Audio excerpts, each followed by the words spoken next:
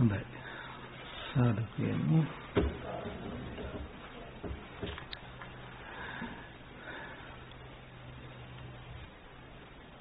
අපි අද උදෑසන කාලය තුල මේ දින 4ක කෙරෙන වැඩසටහන සඳහා ආරම්භයක් එක්කලා මේ වැඩසටහනට පමණක් නොව අපේ ජීවිතයටම අපි බලාපොරොත්තු වන විමුක්තිය කරා යන ගමනේදී අප භාවිතා කළ යුතු අනුගමනය කළ යුතු දැනගත යුතු ඒ වගේම පරිපූර්ණ විය යුතු මූලික સિદ્ધාන්ත මූලික කාරණාවන් පිළිබඳව අපි තාමත්ම කෙටියෙන් තොරතුරු සඳහන් කළේ සමස්තයක් හැටියට අපි මේ පිළිබඳව සිහිපත් කළොත් ධර්මයේ සොයා යාමේදී අප තුල පැවතිය යුතු දැනුම නුවණ අවබෝධය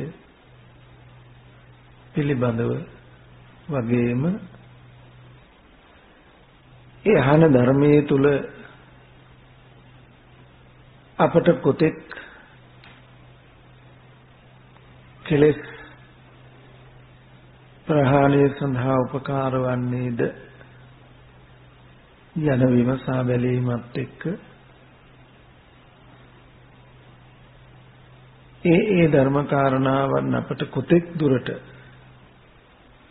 පිහිට උපකාර වන්නේද යන කාරණා විමසා බලමින් අපි අවසානයේට කතා කළේ ලෝකයෙන් ඈතරයි නිවන. එනිසා අපි ලෝකෝත්තර කියලා කියනවා. එතකොට ලෝකයේ තුල ලෞකිකයි. ලෝකයෙන් ඈතර ලෝකෝත්තරයි. ලෞකිකත්වයේ ඉක්මවා ගිය අවස්ථාවකුයි ලෝකෝත්තර කියලා කියන්නේ. එතකොට අපි ඉගෙන ගත්ත ලෝකය කියලා කියනකොට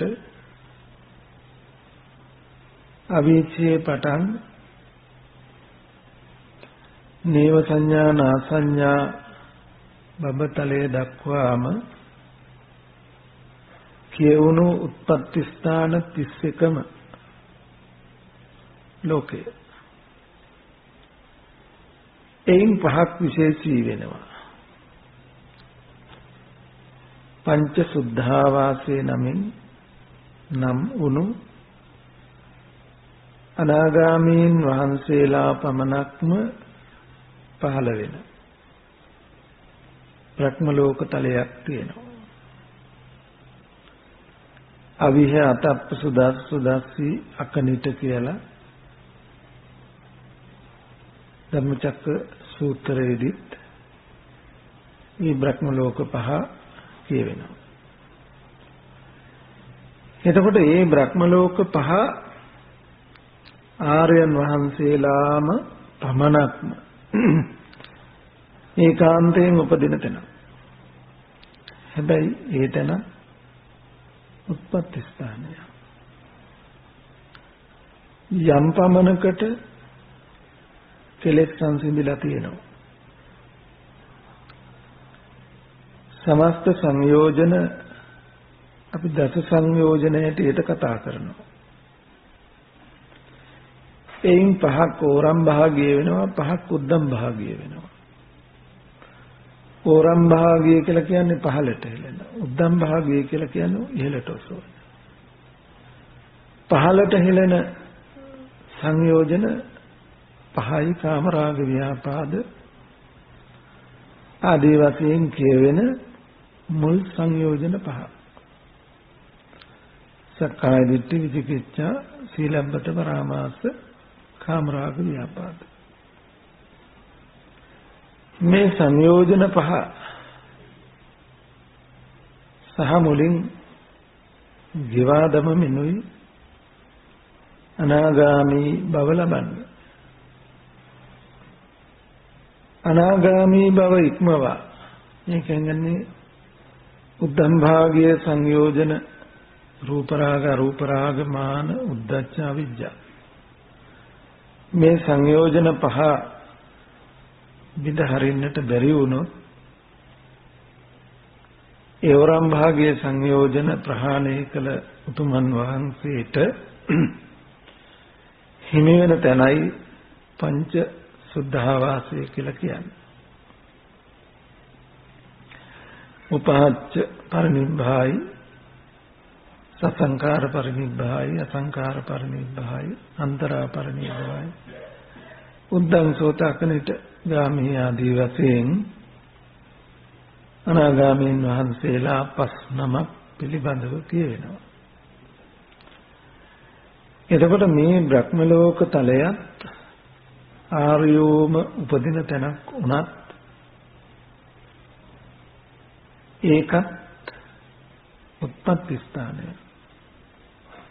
ජාති ජරා මරණේ තොරණ වූ තැන. සහ මුලින් දුකින් නිදහස් වූ තැන නෙවෙයි.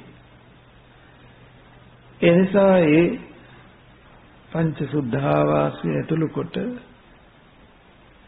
මේ 31 ස්ථානයම ලෝකය කාම ලෝකෙ ඉක්මවා ගිහිල්ලා නැහැ.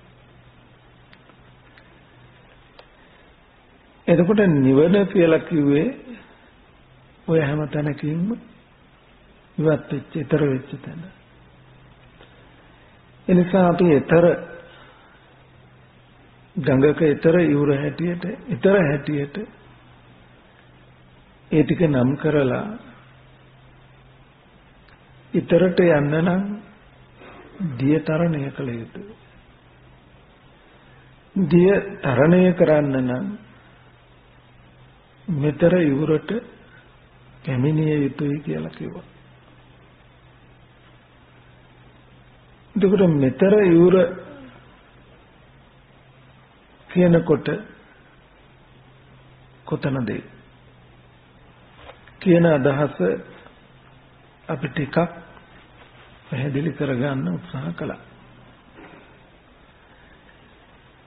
මේ මෙතර ඉවුරට ආසන්නයේද මම ඉන්නේ? මෙතර ඉවුරට ඇවිල්ලාද ඉන්නේ? මෙතර ඉවුරෙන් ඈතකද මම ඉන්නේ? එතකොට මට ඉන්න තැනට සාපේක්ෂකවයි අපි එක් එක්කෙනාගේ ගමන් මඟ පිළිබඳව තීරණය වෙන්නේ.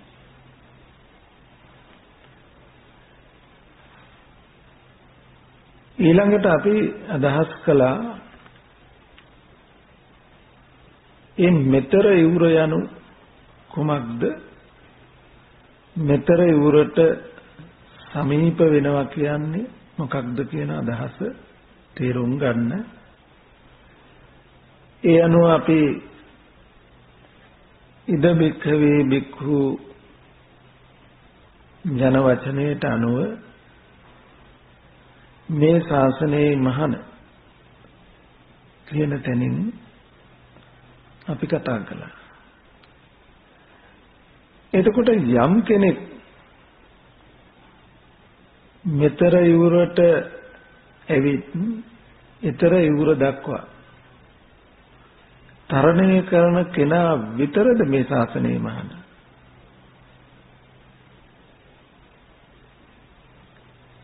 එතනින් එහා ඉන්න කෙනෙක් මේ ශාසනයේ නෙවෙයිද? අපි විමසා බැලිය යුතුයි. අපි මෙතර ඉවුරෙන් ඈතක හිටියත් අපි ඉන්න තැන දැනගෙන ඉන්න තැන ඉක්මවා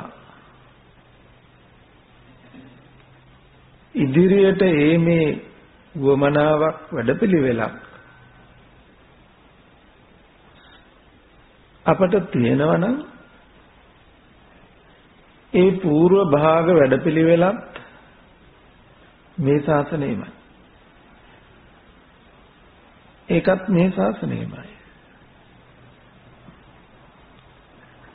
හැබැයි ඉදබික්ඛවේ බික්ඛු කායේ කායානුපස්සී විහෙරති ආදී වශයෙන් මේ කළ දේශනාව කොයි ආකාරයෙන් ඒ තැන්වලට ගැලපෙනවද ගලප ගන්නවද කියන කාරණාව වෙනමයි.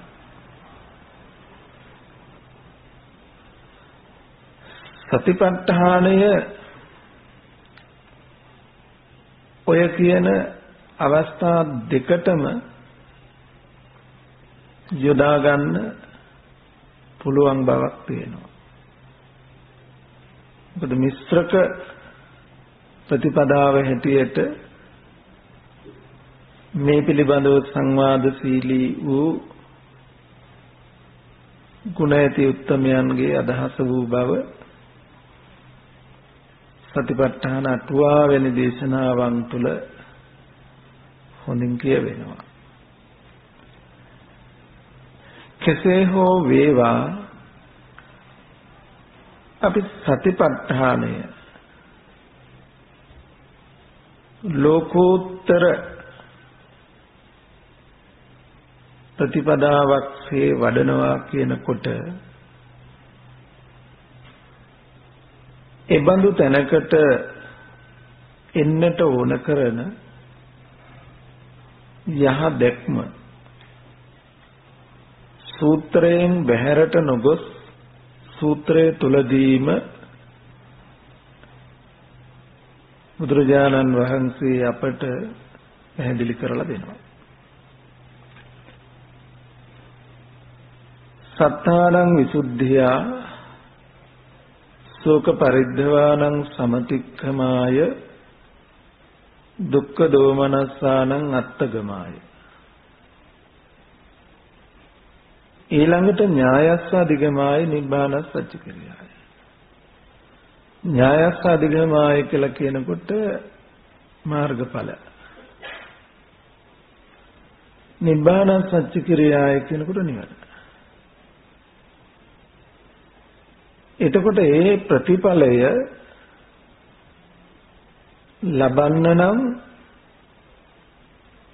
සත්තානං විසුද්ධියා ශෝක පරිද්ධවානං සමතික්ඛමාය දුක්ඛ දෝමනස්සානං අත්තගමාය. ඒකාන්තයෙන් අනිවාර්යෙන් මේ ආනිසංස ටික අපේ ජීවිතේ බවට පත් වෙලා තියෙන්න ඕන. දැන් අපිට සත්තානං විසුද්ධිය සත්‍යයන්ගේ විසුද්ධිය පිණිස විසුද්ධිය කියලා කියනකොට නොකිලිටි බව පිණිස මොනෙන්ද අපි කිලිටි වෙන්නේ? රාගයෙන් කිලිටි වෙනවා, ද්වේෂයෙන් කිලිටි වෙනවා, මෝහයෙන් කිලිටි වෙනවා. රාග ද්වේෂ මෝහය මූලයේ කරගත්ත තව බොහෝ ක්ලේශ ධර්මයන්ගෙන් කෙලෙසෙනවා. එතකොට සතිපට්ඨානය ඒ කෙලෙසෙන ධර්මයන්ගෙන් අත් මිදීම පිණිස නොකෙලසීම පිණිස අපි උදේ කතා කළා ක්ලේශ ධර්මයන්ගේ අවස්ථා පිළිබඳව. ඒ ක්ලේශ ධර්මයන්ට ප්‍රතිපක්ෂව ගොඩනැගෙන වැඩපිළිවෙල පිළිබඳව ක්ලේශ ධර්මයන්ගේ ස්වභාවය ගත්තොත් අනුශය පරිඋත්ථාන විතික්‍රම ඒ ප්‍රහාණය පිළිබඳව අපි කතා කළා තදංග නිකම්බන සමුච්ඡේද කියලා.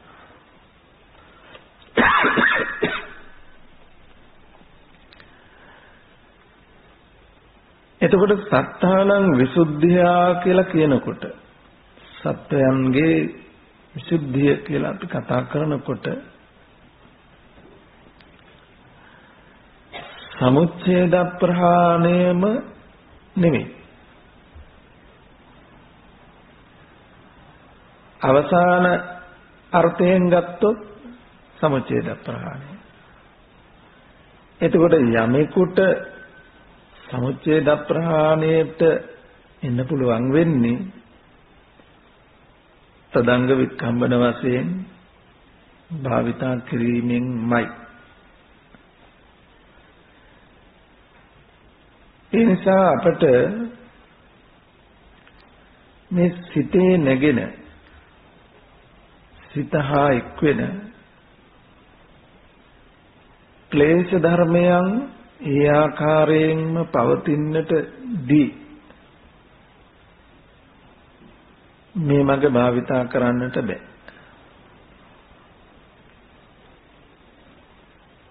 එනිසා මේ වැඩපිළිවෙල තුල අපට සිතේ නිකලෙස් බව පිණිස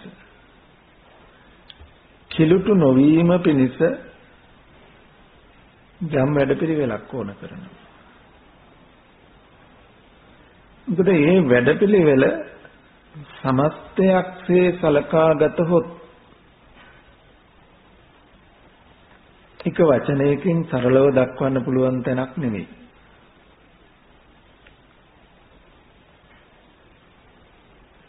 සිත අපිරිසුදු වුණොත් කුමක්ද වෙන්නේ? මනසාචේ පදුට්ඨේන භාසතිවා කරෝතිවා තතෝනම් දුක්ඛමන් වේති. සිත දූෂිත වුණොත්, සිත කිලිටි වුණොත්, කිලිටි වෙච්ච සිත මූලික වෙලා කරන සියලු ක්‍රියාකාරකම් අකුසල වෙනවා. අකුසල වුණොත් ශෝක පරිදේව දුක්ඛ දෝමනස්සය ඉක්මවන්න පුළුවන් කමක් නැහැ. ඉන් එහා ඵලයකට යන්න පුළුවන් කමකුත් නැහැ. දැන් මේන් කියවෙනවා මෙලව ජීවිතයේ පරිපූර්ණත්වයේ පිළිබඳව අර්ථපූර්ණ බව ගොඩනගාගත යුතුයි කියන එක. මේ ජීවිතය සම්පූර්ණ වෙන්නට ඕන. අර්ථපූර්ණ වෙන්නට ඕන. අර්ථවත් වෙන්නේ පිරිසුදු සිතක්, නිකලෙස් සිතක් ඇති කර ගැනීමෙන්මයි.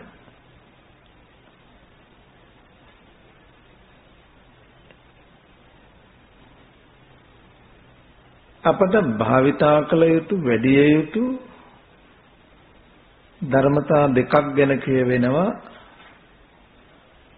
චිත්තං පඤ්ඤං ච භාවයං. සිත ප්‍රඥාවත් කියලා වැඩි යුතු ධර්මතා දෙකක් පිළිබඳව කියවෙනවා. සිත වඩන් නැතුව ප්‍රඥාවට ඉඩක් ලැබෙන්නේ නැහැ. සමාහිතෝ බික්ඛු යථා භූතං පජානාති කියනවා. සමාධිමත් හිතකිනුයි නුවණින් දකින්න වෙන්නේ. නුවණින් කල යුත්තේ හරියටම කරන්න නම් සිතේ සමාධිමත් බවක් වමනා කරනවා. දෙපය හොඳට පිහිටා සිටින්න තැනක් ඕන කරනවා. ප්‍රඥාව නැමැති ආයුධයෙන් පහර දෙන්න. අන්න ඒ දෙපය පිහිටුවා ගන්න ඕන බිමයි භූමියයි සමාධිය කියන්නේ. ඒ සමාධිය ලැබෙන්නේ නැහැ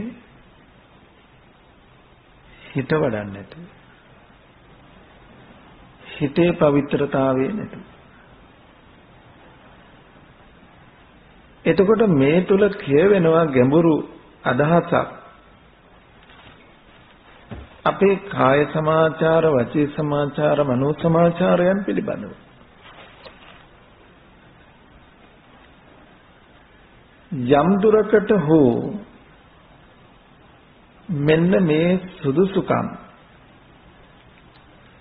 අපි අප තුළ ගොඩනගාගත යුතුයි කියලා නැවත නැවතත් කියන්නේ මේ හේතු නිසා.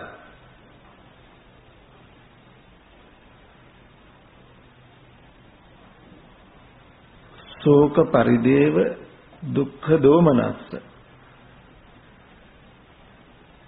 මේවා පිළිබඳව අපි ටිකක් ගැඹුරින් කල්පනා කළා නම් කොහොමද එන්නේ කියලා. ඒ එන බොහෝ තැන් හිත කෙලසුණු තැන්වල කිලිටි වෙච්ච බවට ලැබෙන ප්‍රතිඵල වෙනවා.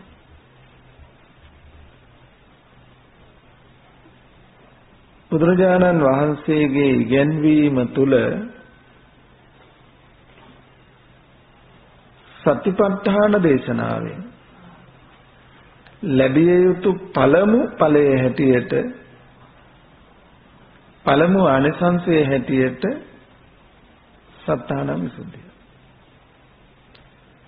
සත්වයන්ගේ විසුද්ධිය ලැබිය යුතුයි. ශෝක පරිදේවයන් ඉක්මවිය යුතුයි. දුක් දුම්නස් වලින් වෙන් විය යුතුයි. දැන් අපි මොහොතක් කල්පනා කළොත් අපිත් ජීවිතේ බොහෝ කලක් සතිපට්ඨානේ වඩලා තියෙනවා. සතිපට්ඨානේ භාවිතා කරලා තියෙනවා. සමහර කෙනෙකුට අවුරුදු 30ක් 40ක් 50ක් 60ක් වෙන්න පුළුවන්. අවුරුදු 2ක් 3ක් 4ක් වෙන්න පුළුවන්. ඊටත් අඩු කලක් හෝ වැඩි කලක් වෙන්න පුළුවන්. අපි භාවිතා කරලා තියෙනවා. දැන් භාවිතා කළා වූ සතිපට්ඨානය නිවැරදි නම් මේ ප්‍රතිඵල පිළිබඳව කිසියම් දැනීමක් ලැබිලා තියෙන්න ඕන. දැන් මගේ සිත කෙලෙස ගන්නෙ නැතුව මට ඉන්න පුළුවන්. එතකොට කෙලෙස ගන්නෙ නැහැ කියලා කියනකොට එක දැනුමක් නුවණක්. සිත කොහොමද කෙලෙසින්නේ?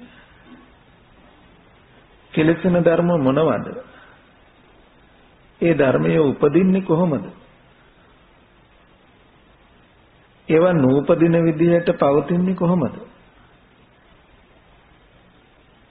දැන් අපි දැනුවත් වෙලා තියෙන්නේ. දැන් අපි සතිපට්ඨානයේ වැඩුවත් ඒ අදහස් ටික අපි තුල පැහැදිලි වෙලා නැතොත් සතිපට්ඨානයේ වඩද්දි සිත රාග දේශ මොහයෙන් කෙලසිනවා නම් නානාවිද කෙලෙස් ගති හිතේ උපදිනවා නම් උපන් කෙලෙස් සිතින් කරන ක්‍රියාකාරකම් ජීවිතය තුළ යෙදී නම්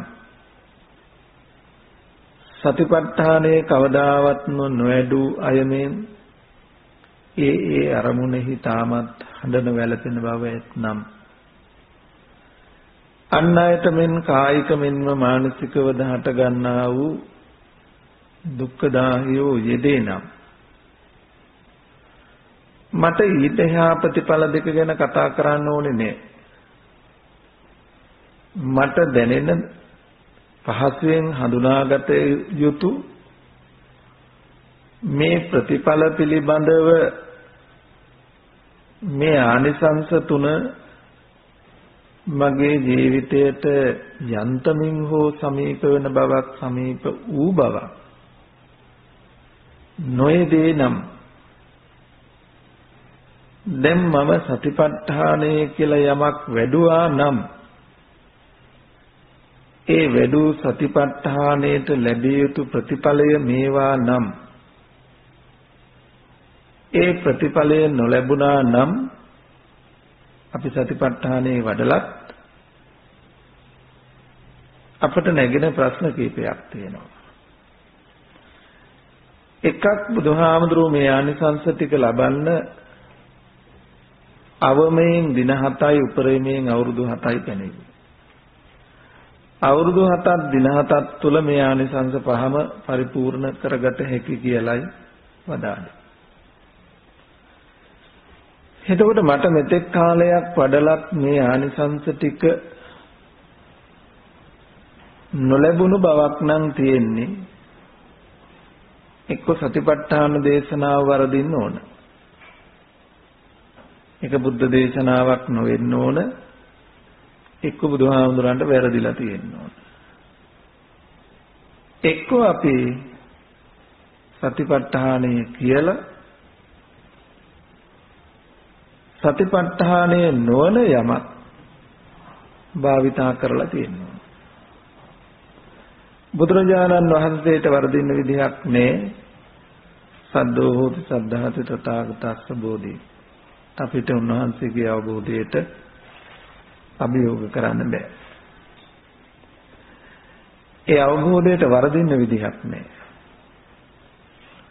එහෙනම් ඇත්තටම අපටයි වැරදිලා ඇත්තේ. උන්වහන්සේ අවධාරණය කළා ඉද බික්කවේ මේ ශාසනය. එතකොට මේ ශාසනයේ මහාන යන වදන අපි निराකරණය කරගත්තා නම් ඔය කියන කාලපරාසය තුළ මේ ප්‍රතිඵල ටික ලැබෙන වැඩපිළිවෙලක් අපට හම්බ වෙලා තියෙනවා. එබඳු වැඩපිළිවෙලක් අපට හමු නොවි කවුරුන් හෝ කියා දුන්න අපි දන්න විදිහකට අපි තේරුම් අරගෙන සතිපට්ඨානයක් වඩනවා වෙන්නට පුළුවන්. හැබැයි ඒ සතිපට්ඨානයේ මේ ශාසනයේ නොවේ නම් මේ ආනිසංස මේ ප්‍රතිඵල ටික ලබා ගන්න පහසු වෙන්නේ නැහැ. ඒ නිසාමයි බුදුරජාණන් වහන්සේ මුලින් ආනිසංස පෙන්නලා ඒ සඳහා ගත වෙන කාලය පෙන්නලා මේ කාලය තුල මේ ප්‍රතිඵලය ලබන්න නම් මෙන්න සතිපට්ඨානය. එතකොට මේ සතිපට්ඨානය කියන එක අපි කොතනින්ද ආරම්භ කරන්නේ කොතනින්ද පටන් ගන්න කියන අදහස නිරවුල් වෙලා තියෙන්න ඕන අපිට. එතකොට අපි කතා කළේ එක පරතරට යාම පිළිබඳව අවස්ථාව නෙමෙයි. ඊට මෙහා නම් අපි ඉන්නේ මෙතර ඉවරටත් මෙහා නම් ඉන්නේ. අපි ඒ තුල කල යුතු දේ කුමක්ද පිළිබඳවයි. එහිදී මේ ආනිසංස දැක දැක මේ ආනිසංස දෙස බලාගෙන ඉලක්ක කරගෙන අපට කල යුතු කාර්යයක් තියෙනවා. ඒ තමයි අපේ අඩුව සිහිය හා නුවණ කියන කාරණා දෙක. සිහි නුවණ සතෝච සම්පජාන. සිහිය හා නුවණ කියන කාරණා දෙක තවදුරටත් අපි ඉන්න තැනට සාපේක්ෂව ඒ ප්‍රමාණයට පරිපූර්ණ කරගත යුතු වෙනවා. අන්න ඒ ධර්මතා දෙක සම්පූර්ණත්වයට පත්වෙච්ච තැනයි අපි උපමා කළ මෙතර ඉවුර කියලා අදහස් කළ තැන වෙන්නේ. ඒ තැනට පැමිණි කෙනා තමයි දැන් ඊතර වෙන්න සුදුසු වෙන්නේ. එයාට සතිපට්ඨානය ඒකාන්තයි. ඒ වැඩපිළිවෙල තියෙනවා. එතකොට දැන් අපි ඉන්න තැන හඳුනා නොගත්තොත් අපි සම්පූර්ණ කළ යුතු දේ අපේ වුණතාවයේ අඩුව චරණ ධර්මතාවයන් පිළිබඳව අපි සැලකිලිමත් නොවුනොත් අපිට කවදාවත්ම සතිපට්ඨානයේ වඩලා මේ ආනිසංස ටික මේ ජීවිතේ ලබන්න බැරි වෙන්න පුළුවන්. ඒ ආනිසංස ටික ඒ ප්‍රතිඵල ටික මේ ජීවිතයේ තුල ලබන්න නම් ඉස්සෙල්ලාම අපේ අඩුව හදා ගන්න ඕන. ගඟට බහින්න වෙන්නේ ඊතරට පීනන්න ඔක්කොම දේවල් අල්ලගෙන බදාගෙන නෙමෙයි. ඔක්කොම දේවල් ටික අතහැරලා ඊට සුදුසුසේ සූදානම් වෙලයි ඕගය තරණය කරන්න වෙන්නේ. සැඩපහර තරණය කරන්න වෙන්නේ. සියල්ල අපේ කරේ තියාගෙන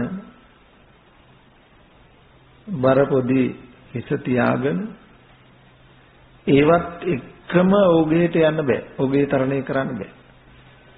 අතහැරෙන්න. එතකොට සැහැල්ලු වෙන්නම වෙනවා. සැහැල්ලු පැවැත්මක් සල්ලවක උත්ති. සැහැල්ලු පැවැත්මක් අපි හදාගෙන තියෙනවා.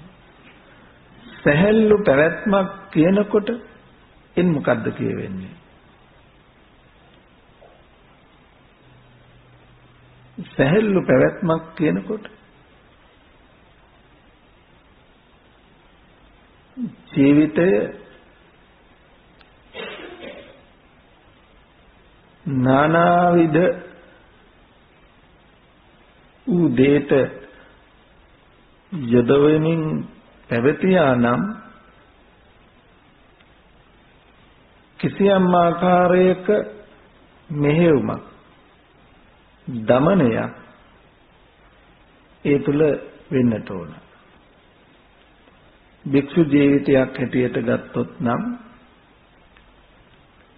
කම්මාරාමතා වස්සාරාමතා ආදී සංගනිකාරාමතා ආදී වශයෙන් කියවෙන මෙබඳු දෙයින් වෙන් වෙච්ච ජීවිතයක් ගොඩ නැගිලා තියෙනවා. ඒ ජීවිතය තුලත්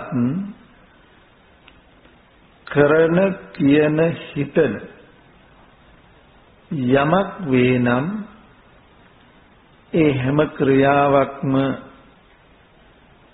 සිහිය හා නුවණ මත පදනම්ව කරන ක්‍රියාකාරකම් බවට පත් වෙලා තියෙනවා. මේක ඇහුවාම එහෙනම් අපට කරන්න පුළුවන් දෙයක් නොවේයි කියලා හිතෙන්න පුළුවන්. එහෙම හිතන්න එපා. ඒක අපි ඉන්න මට්ටමටයි ඒක ගැලපෙන්නේ. මොකද අපට මේ කය වචනය හිත මේට අනුරූපීව හික්මවා ගන්න මෙහෙවා ගන්න බැරි තැනක ලෝකේ අතහරිනවා කියන එක පහසු නෑ. ගුවන් යානයකින් ඉහළට යනවා වගේ නෙමෙයි අභ්‍යවකාශ යානයක් ඉහළ ආකාශයට යොමු කිරීම. ඒක මහා බලයක් යොදවලයි අභ්‍යවකාශ යානයක් උඩට යවන්නේ. ඒ වගේ මේ ලෝකයේ අතහැරලා ලෝක සීමාව ඉක්මවා යන්න එක විදිහකින් අපි කතා කළොත් ලෝකය අල්ලගෙන ලෝකයට එක්ක බැඳිලා යන්න හැදුවත් යන්න බෑ. යන්න නම් යන්න පුළුවන් විදිහට මේ බැමි ලියලා තියෙනවා. අල්ලපු තැන් අතහැරලා තියෙනවා. අන්න ඒ අතහරින ලියා ගන්න වැඩපිළිවෙලක් මූලිකව අපිට ඕන කරනවා. ඒ වැඩපිළිවෙලේදී මේ සිහිය හා නුවණ භාවිතා කරනවා කියනකොට මෙහි කියවෙන ගැඹුරු ධමයක් තියෙනවා. පටිච්ච සමුප්පාදේ නමින් කියවෙන උතුම් දේශනාව ඔබ අහලා තියෙනවා. ඒ දේශනාවේ අන්තර්ගතය අපි සරලව කෙටියෙන් ගත්තොත් ඒ දේශනාවක කියවෙනවා ජරා මරණ ශෝක පරිදේව දුක්ඛ දෝමනස් උපායාසාපි සම්භවಂತಿ. නැවත නැවත දුක හටගන්න විදිය. දුක හටගන්න විදිහත් අවිජ්ජාපච්චය සංඛාරා කියන තැනින් දේශනා වෙනවා. අවිජ්ජා යත්තේව අශේෂ විරාග නිරෝධා කියන දේශනාවෙන් කියවෙන්නේ ජරා මරණ ශෝක පරිදේව දුක්ඛ දෝමනස් පායාසාපි නිරුද්ධಂತಿ හේව මේතස්ස කේවලස්ස දුක්ඛ කන්දස්ස නිරෝධෝ.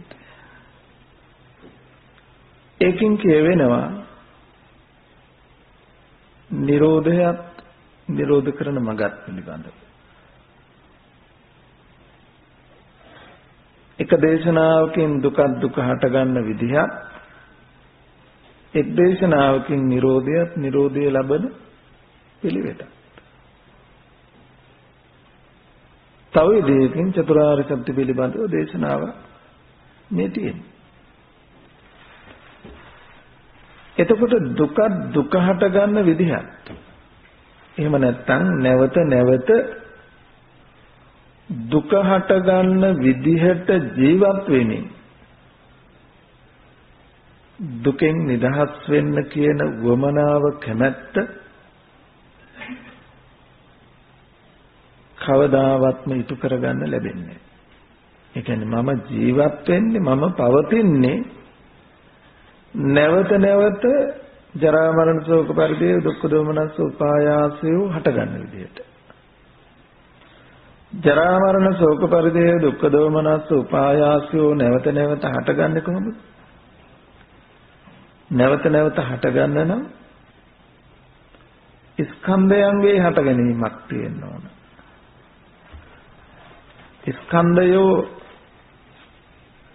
ස්කන්ධ පහම හට ගන්න තැන් එකක් හට ගන්න තැන් හතරක් හට ගන්න තැන් තියෙනවා. සතර අරූපී භවය චතුෝකාරයි. ස්කන්ධ හතරයි. අසඤ්ඤ තලය එක ස්කන්ධයයි ඒකෝකාරයි. ඉන් මෙහා සියල්ල පංචවෝකාරයි. රළු බව සුකුම් බව විතරක් වෙනසක් වේ. ස්කන්ධ පහ යෙදෙනවා. එතකොට යම් තැනක මේ ස්කන්ධයන්ගේ පහළවීමක් හට ගැනීමක් වේද කන්දානම් පාතු භාවෝ ඉදං උච්චතාවසෝ ජාති. ස්කන්ධයන්ගේ පහළවීමක් ආයතනානම් පටිලාභෝ ඉදං උච්චතාවසෝ ජාති. ස්කන්ධයන්ගේ පහළවීමක් යම් තැනකද ඒ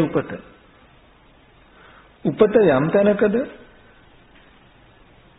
ජරා මරණ ශෝක පරිදේව දුක්ඛ දෝමනස්සයන්ගේ අඩු වැඩි වශයෙන් හට ගැනීම එතන නියත වශයෙන් සිදු වෙනවා.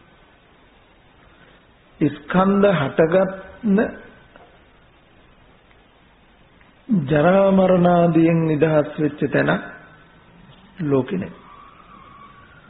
අපි කතා කළ සතර අරූපී බඹතල සමාපatti පිළිබඳව උදේ සිද්ධාර්ථ බෝධිසත්වයන් වහන්සේගේ ගවේෂණය ඒ චතුෝකාර භවයට ගිහිල්ලා එතන දැක්කෙත් ස්කන්ධයන්ගේ හට ගැනීම හටගත් ස්කන්ධයන්ගේ ජරා මරණ. එනිසා අපට ඊට මෙහායින් දේ ගැන කතා කළ යුතු නෑ. ඒ හැම තැනකම තියෙන ස්කන්ධයන්ගේ පහළවීම. සුද්ධාවාසයේ පවා ස්කන්ධයන්ගේ පහළවීම. පහළ වූ ස්කන්ධයන්ගේ ධර්මතාවයේ ජරාව මරණය. ඒක වළක්වන්න බෑ. නත් ජාතස්ස අමරණ. උපන්න ස්කන්ධයන්ගේ ස්වභාවය ජරාව මරණය. ඒක වෙනස් වෙන්නේ නෑ කාගේ වුණා. එතකොට අපි ජීවත් වෙන්නේ නැවත නැවත කොහේ හෝ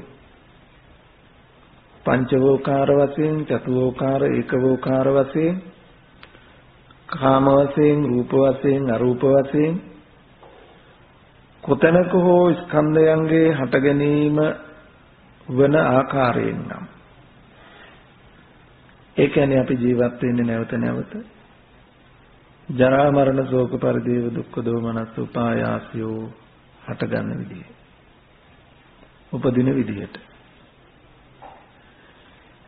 එතකොට තව දුරටත් මම එබඳු ජීවිතයක් ගෙවන ගමන් නිවන් පිණිස කියලා මොන හරි කරන්න පුළුවන්. ප්‍රාර්ථනාවක් තියෙන විලක්කයක් තියෙනවා. එතන. හැබැයි ප්‍රාර්ථනාව ඉලක්කය තිබුණට කරන ක්‍රියාකාරකම් ටික අවිද්‍යාව මුල් කරගත් සංස්කාර විශේෂයට නම් අයත් වෙන්නේ ප්‍රතිඵලයේ ජරා මරණ ශෝක පරිදේව දුක් දුම්නස්. නිවන ජරා මරණ ශෝක පරිදේව දුක් දුම්නස්යන් හා මුසු වෙලානේ. එතකොට අපි බලාපොරොත්තු වෙන දේ කවදාවත්ම මේ ගත වෙන ක්‍රියාකාරකම් තුල පිහිටලා ඉඳගෙන ලබන්න පුළුවන් එකක් නෙමෙයි. එනිසා අපි මේ ඉන්න පැත්ත, ඉන්න දිශාව, ඉන්න තැන අතහරින වැඩපිළිවෙලක් ඕන. අතහැරෙන වැඩපිළිවෙලක් ඕන.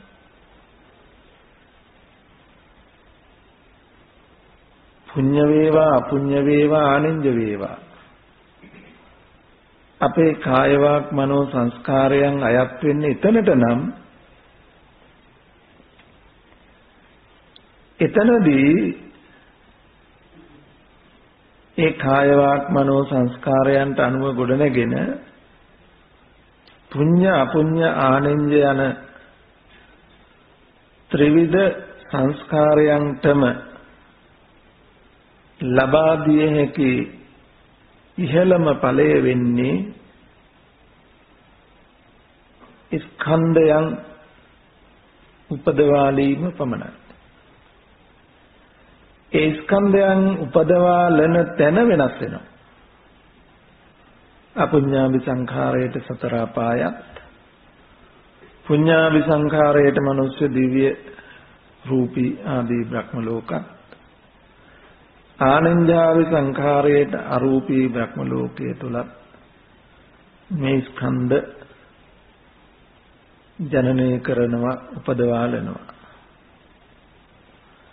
එතකොට දැන් අපි දන්නවා ඒ ටික හටගත්තොත් ඒ උපත වුණොත් අපි හොයන ජරා මරණ ශෝක පරිදේව දුක්ඛ දෝමනස්ස ටික ලැබෙනවා මිසක් අපි හොයන නිවන හම්බ වෙන්නේ නැහැ.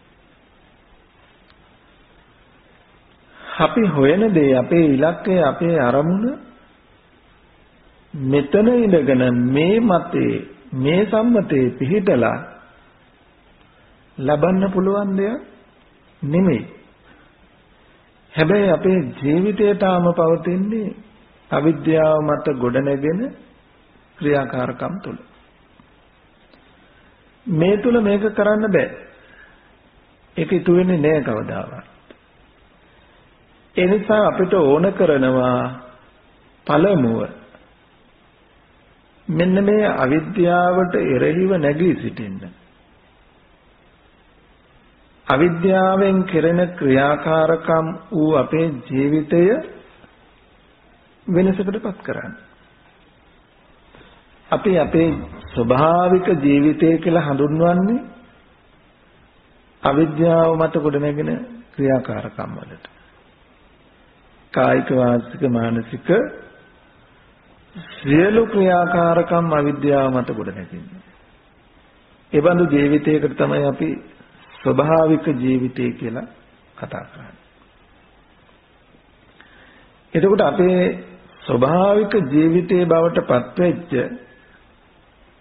මේ ක්‍රමය අවිද්‍යාව මූලික කරගත්ත මේ ජීවිතය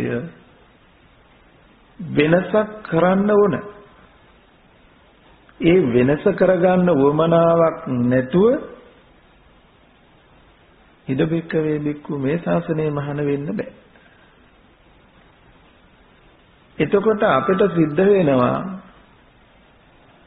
අර ලෝකෝත්තර ප්‍රතිපදාවත් මේ ස්වභාවික ජීවිතයත් කියන දෙක අතරේ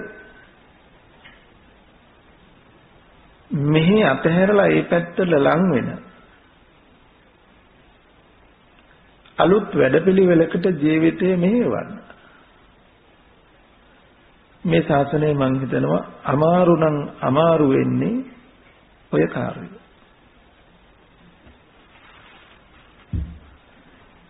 ඒ කියන්නේ අපි පුරුදු කරගත්ත මේ ජීවිතය වෙනස් කරන එක.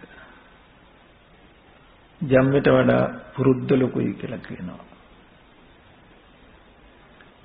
එනිසා අපිට මේ හුරුව මේ පුරුද්ද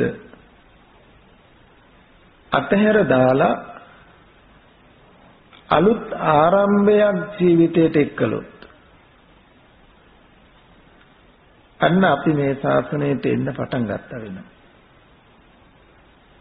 මේ ශාසනයට ඇතුල් වෙන්න ආරම්භය ඇති කළා වෙනවා.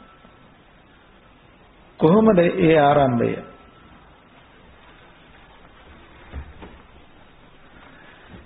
අපි හැම මොහොතකම විමසා බැලුවොත්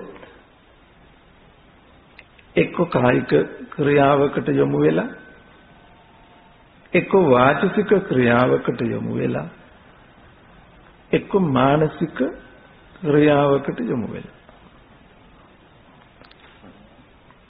මේන් තොරනේ අපි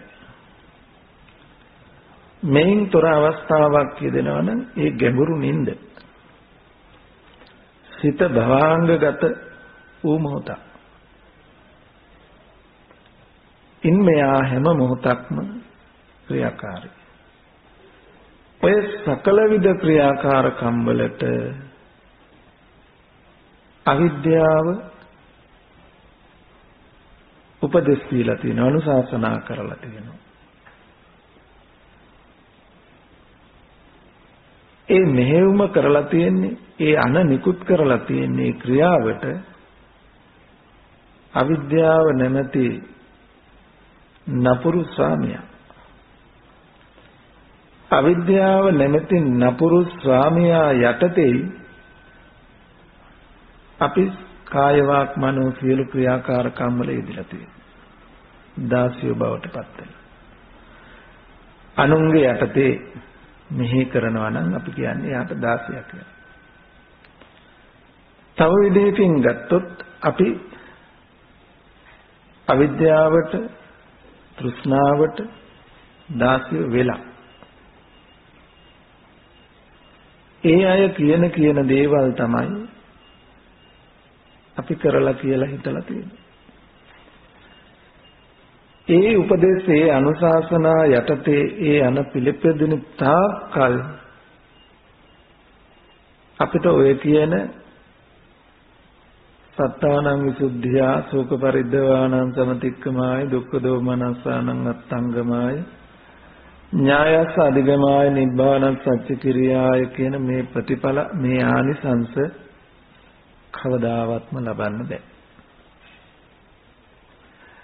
ඔය උපදේශ අනුශාසනා භාවිතා කරලා ඕනනම් දෙව්ලොව ඕනනම් ඊටත් එහාට රූපී බඹලොව අසඤ්ඤතලේ ඊටත් එහාට ගිහිල්ලා අරූපී බඹලොව මේ දක්වාම යන්න පුළුවන්. අපි දන්නවා ඒ ගියත් දුකේ අඩු බවක් ඉහළට යන්න ඇති. ජාති ජරා මරණයෙන් තොර නැහැ. නැවත සියලු දුකට වැටෙන්න තියෙන ඉඩ අවදානම ඉවත් වෙලා නැහැ.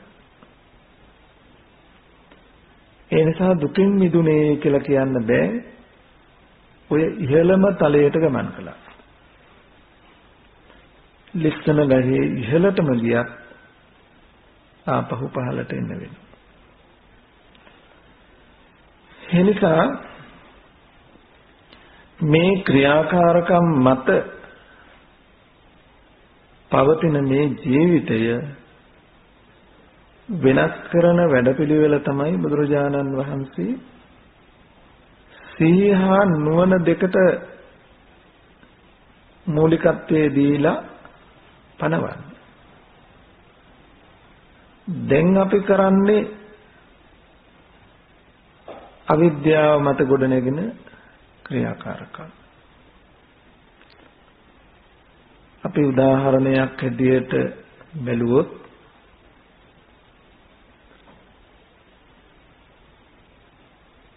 මේ මොහොතේ අපි සංඛාර කියන වචනයෙන් කියවෙන දේට ගැඹුරුයි. ඒත් අපට තේරෙන විදිහෙන් එක කායික ක්‍රියාව හැටියට වාචික මානසික ක්‍රියාවක් හැටියටගෙන කල්පනා කළොත් මේ මොහොතේ මා සතු කාය චලනයක් හෝ වේනම් කයේ කිසියම් ක්‍රියාකාරීත්වයක් වේනම් ඒ සියලු ක්‍රියාකාරීත්වයන් ගොඩනැගෙන්නේ අවිද්‍යාව මත. වචනේ ක්‍රියාකාරී බවක් වේනම් ඒකට මුල් වෙලා තියෙන අවිද්‍යාව. සිතින් යමක් සිහි කරන බවක් වේනම් ඊට මූලික වෙලා තියෙන්නේ විද්‍යාව.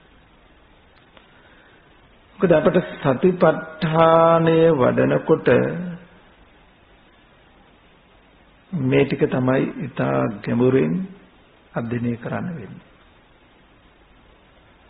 ලෝකය හමු නොවන විදිහට රාග ද්වේෂ මෝහ ඇති වෙන ලෝකය හමු නොවන විදිහට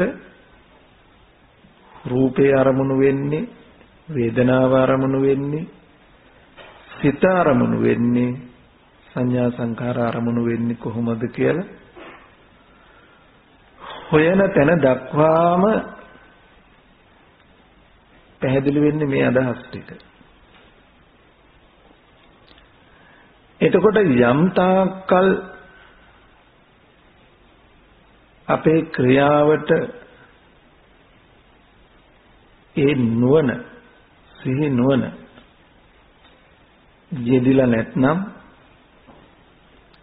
ඒ තාක් ඒ ක්‍රියාකාරකම් අවිද්‍යාව මතයි ගොඩනැගිලා තියෙන්නේ. අපි නිදර්ශනයක් ගෙන බැලුවොත් මේ මොහොතේ මම මගේ පාය පාදය එහාට මෙහාට නවන බවක් දිගහරින බවක් වෙනවා. ශරීරයේ එහාට මෙහාට නමන හැරෙන බවක් වෙනවා. කිසියම් හෝ කායික ක්‍රියාකාරකමක් වෙනම් ඔබ සොයා විමසා බැලුවොත් ඇයි එහෙම වෙනසක් වුනේ කියලා? ඇයි එහෙම වෙනසක් කළේ ඒ ඉරියව්ව කියලා? සොයා බැලුවොත් ඒ ක්‍රියාවට මුල් වෙච්ච අවිද්‍යාව හෙළි වෙනවා. අපි අවිද්‍යාව ගැන කතා කරනකොට දුක නොදන්නාකම, දුකට හේතුව නොදන්නාකම, දුක්ඛ නිරෝධය නොදන්නාකම, නිරෝධ කරන මඟ පිළිවෙත නොදන්නාකම කියලා සතර අනුවණකමක් පිළිබඳව කියවෙනවා. එතකොට දැන් මේ කය චලනය කළ අවස්ථාව විමසා බැලුවොත් ඇත්තටම අපේ ඒ කය චලනය කළේ, ඒ කියන්නේ ඉරියව්ව වෙනස් කළේ, අපිට තේරෙන තැනකින් ගත්තොත් ඉරියව්ව වෙනස් කළේ ඇයි කියලා අපි එහාට හොයාගෙන ගියොත් අපි ඉරියව්ව වෙනස් කරලා තියෙන්නේ දුකෙන් මිදෙන්නමයි. දුකෙන් මිදෙන මඟ හැටියටයි, දුක්ඛ නිරෝධ ගාමිනී ප්‍රතිපදාවක් හැටියටයි අපි ඉරියව්ව වෙනස් කරලා තියෙන්නේ. එතකොට දුක්ඛ නිරෝධ ගාමිනී ප්‍රතිපදාවක් හම්බ වෙන්නේ දුක්ඛ සමුදයන් නිරෝධයත් පිළිබඳව දන්න තැනකමයි. ඒක දන්නා බවද නොදන්නා බවද කියන කාරණාව වෙනම විසඳාගත යුතු වෙනවා. නමුත් මේ ධර්මතා තුන යෙදෙනවා. පළමුව ඔබට මට දැනෙන්න පුළුවන් වෙන්නේ කාය ස්පර්ශයෙන් හටගන්න දුක් වූ වේදනාවක්. දුක් වූ වේදනාවක් තමයි පළමුව දැනුණා නම් දැනෙන්නේ නැත්තේ. දුක් වේදනාව.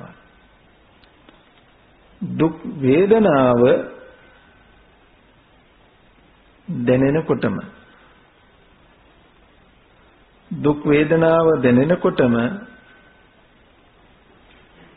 සිහිය හා නුවණ මදකම නිසා අසති අසම්පජාඤ්ඤ අසීය හා නුවණකම ඉදිරිපත් වීමෙන් අපිට ඇතිවෙච්ච වේදනාව, දුක් වේදනාව හම්බ වෙන්නේ කයේ තැනකින්. ඒ වේදනාව තියෙන්නේ මෙන්න මෙතනයි කියලා කයයි අපිට අල්ලලා දීලා තියෙන්නේ. වේදනාව සිතේ බව, ස්පර්ශයෙන් හටගත් බව, චෛතසිකයක් බව අපිට නුවණ නැහැ, දැනුම නැහැ. අපට හැමතිස්සෙම වේදනාව ඇති වෙනකොටම වේදනාව තියෙන්නේ මෙන්න මෙතන. දන හිස. කොන්දක්. මේ කයේ තැන ප්‍රකට කරවලා තියෙනවා. දැන් අපි බාර ගන්නවා ඒක. දැන් වේදනාව තියෙන්නේ මෙන්න මෙතන. වේදනාව පිහිටි තැනකුත් හම්බ වෙලා තියෙනවා. දැන් ඔය දුක හටගත්තේ මේ ඉරියව්ව නිසා, මෙහෙම හිටිය නිසා, මෙහෙම තියාගත්ත නිසා ගොඩක් වෙයි. දුකට හේතුවත් ඒ පැත්තෙන්මයි පෙන්වන්නේ. දුක්ඛ නිරෝධයත් එහෙටම යනවා. ඒ ඉරියව්ව වෙනස් කළොත් ඒ පැවැත්ම වෙනස් කළොත් මේ දුකෙන් නිදහස් වෙන්න පුළුවන්. එතකොට දුක පෙන්නුවේ හැමතිස්සෙම බාහිරින් ඉරියව්ව. දුක්ඛ නිරෝධය පෙන්නුවේ ඉරියව්ව වෙනස් කිරීමෙන්. දැන් එහෙනම් නිරෝධය ලබන්න නම් හිත ඉරියව්ව වෙනස් කරන්න ඕන. හිතේ ඉරියව්ව වෙනස් කළේ නිරෝධය දිහා බලාගෙන දුකෙන් මිදීම උදෙසා. එතන දුකෙන් මිදෙනවා කියලා දැක්කේ ඒ දුකට හේතුව ඉරියව්ව කියලා දැකපු නිසා.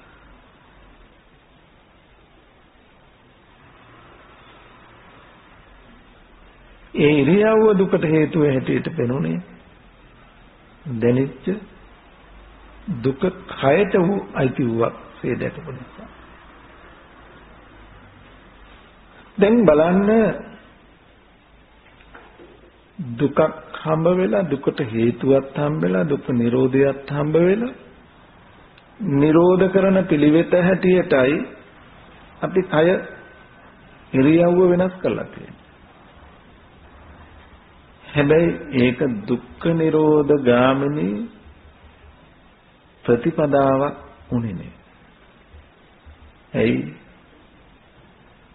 වෙනස් කළ ඉරියව්වම නැවත වතාවක් ඒ දුකම හදලා දුන්නා. ඒ ඉරියව්වද නැවත දුකක් බවට පත් වෙලා නැවත නැවතත් ඒ ඉරියව් වෙනස් කරමින් සැප හොයන්න ඕන වුණා. කවදාවත් අපි දුකෙන් මිදුනේ නෑ. අපි හැමදාම සැප හොයලා තියෙනවා. සැපයි කියලා දකින තැන සැප හොයාගෙන දිව්වා. හැබැයි කවදාවත් සැප හම්බ වෙලා නෑ. එතකොට අපේ ජීවිතය මෙන්න මේ විදිහේ අවිද්‍යාව පත්‍ය සංඛාර අවිද්‍යාව මත කෙරෙන ක්‍රියාකාරකම් වෙලා. එතකොට ඔය ක්‍රියාකාරකම් පුණ්‍ය කරගන්න පුළුවන් ආනන්ද කරගන්න පුළුවන්. වැඩි දියුණු කරගන්න පුළුවන්. ඒ තුනටම අවිද්‍යාව නම් මූලික වෙලා. පංච සුද්ධාවාසයට ගියත් යන්න උනේ අවිද්‍යාව අවසන් නොවුණු නිසාම. අනාගාමී සිතේ පවා අවිද්‍යාව අවසන් වෙලා නැහැ. රහත් මාර්ගේනුයි ඒ අවිද්‍යාව නැමැති සංයෝජනේ අනුශය ධර්මේ සිඳෙන්නේ. එතකොට දැන් අපිට මේ බඳු පැවැත්මක ජීවිතයේ මෙහෙවන ගමන් නිවන් දකින්න කියලා සතිපට්ඨානයක් වඩන්න බෑ.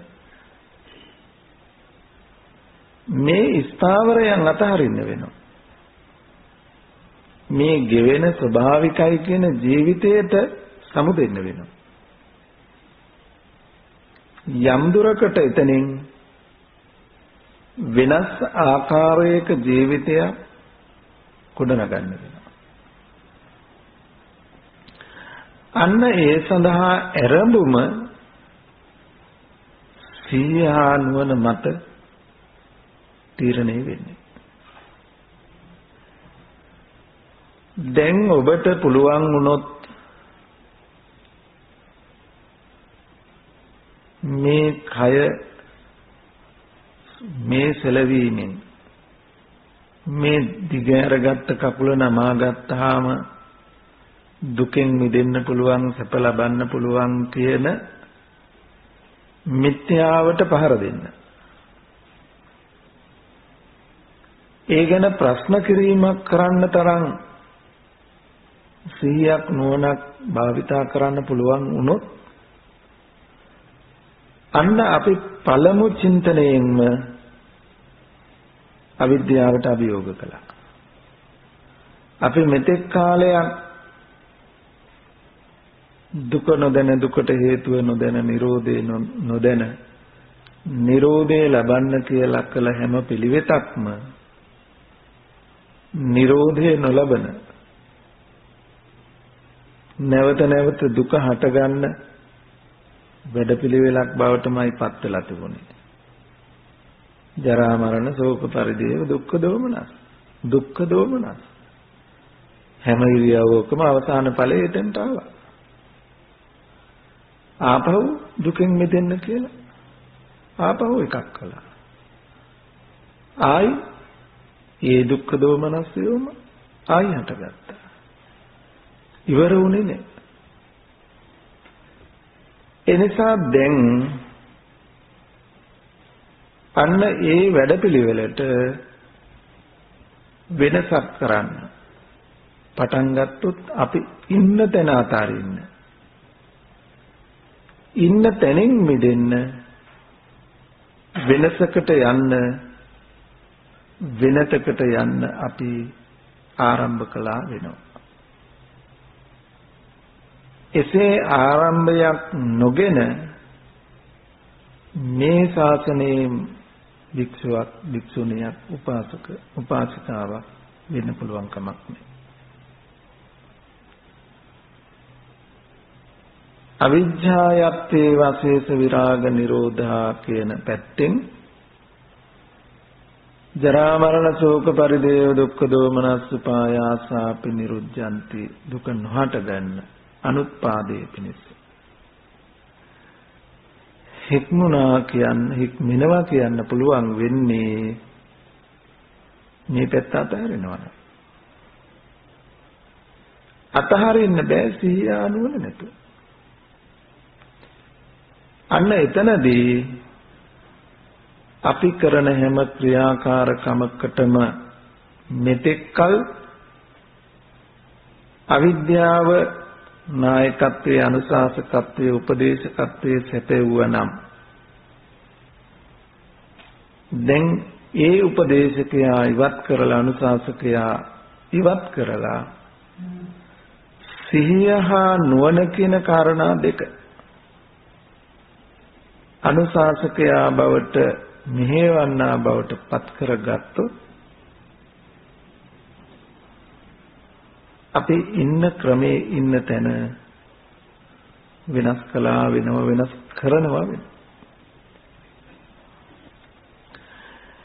එතකොට අවිද්‍යාව දෙන උපදේශ මත කරන ක්‍රියාකාරකම් නෙමෙයි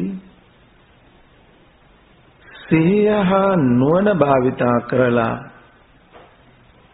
කෙරෙන කරන ක්‍රියාකාරකම් බවට අපේ ජීවිතේ පත් කරගන්න.